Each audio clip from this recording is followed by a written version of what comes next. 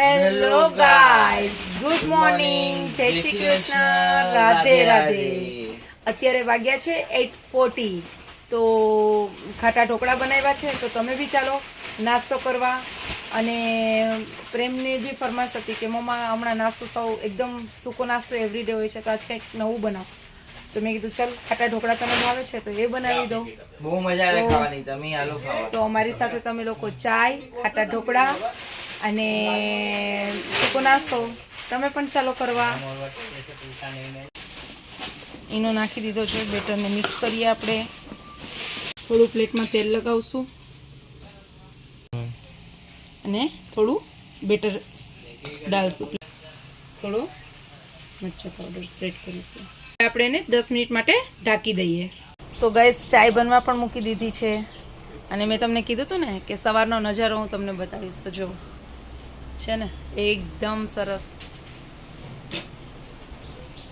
પક્ષીઓનો અવાજ.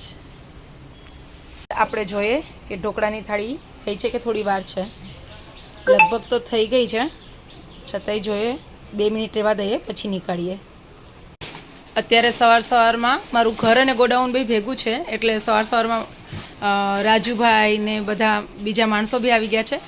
અને સવારમાં બાલાજીની પટ્ટીઓ ગોતે છે કે કુરકુરા દેખાણા, વિલોસ દેખાણા, વેફર્સ દેખાણી. તો મસ્તી કરતા જાય અને સાથે બધા એન્જોય બી કરતા જાય. તો ગાઈઝ, હવે ફાઇનલી ઢોકળાની થાળી હવે જોઈ લઈએ આપણી થઈ ગઈ હશે.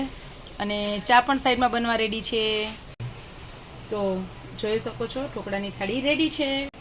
થોડી ઠંડી થવા દેશું અને તેલ, મરચું, મીઠા સાથે એને ખાસું અને ગ્રીન ચટણી સાથે થોડી આપણે એલચી ને તજ ને લવિંગ ને વાટીને નાખશું. અને થોડો સૂટનો ભૂકો નાખશું ચાયમાં, જેનાથી એનો ટેસ્ટ એકદમ સરસ જ આવે. તો ગાઈસ, ફાઇનલી જોજો એટલા સરસ સ્પોન્ચી ઢોકળા થઈ ગયા છે.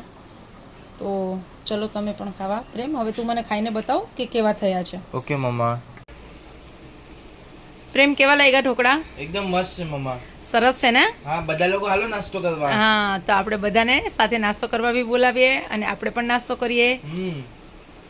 તો સો ગાઈસ, તમને આ બ્લોગ ગમ્યો હોય તો please like, share and subscribe કરજો.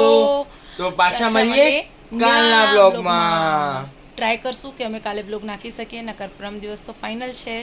તો ગાઈસ, તમને પ્લીઝ સપોર્ટ કરો અને સબસ્ક્રાઇબ કરો. Thank you so much.